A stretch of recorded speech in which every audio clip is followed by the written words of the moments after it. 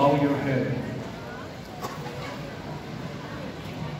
Diyos na pinagmumulan ng buhay, Diyos na mga babaeng banal tulad ni Sarah, Ruth at Rebecca, Diyos ni Elizabeth na ina ni Juan Bautista, Diyos ng mahal na Birheng Maria na ina ng iyong anak na si Jesucristo, dinggin po ninyo ang aming panalangin at pagkalooban ng pagbabasbas ang lahat ng mga ina, lola na nagkakatipon sa lugar na ito.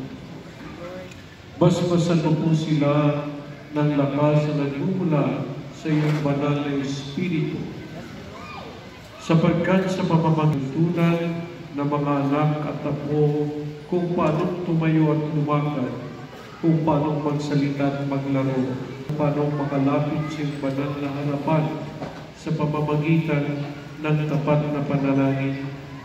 Pagkalooban mo po sila ng biyayang makiisa sa banal na hapag at matanggap ang pagkain nagbibigay buhay, sapagat sila mga nagtaguyod at nagpakain sa amin. Sila din ang nagturo sa amin kung paano itaguyod ang aming mga sarili at aming mga pamilya.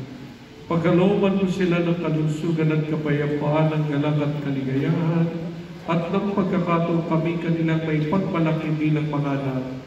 Pagkalooban mo sila ng mga kaibigang mananatiling tapat upang kanilang patuloy na madama ang iyong pagkalinga at pagmamahal.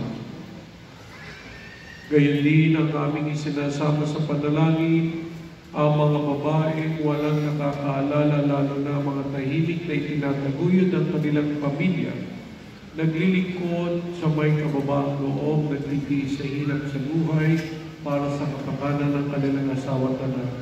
Kaya kami hiling, O Diyos ng Panilasayan, na Ika'y manahan sa aming lahat na narito sa ngalan ng Ama, ng Anak, ng Espiritu Santo. Amen. Ang mga lay minister lalapit sa iyo.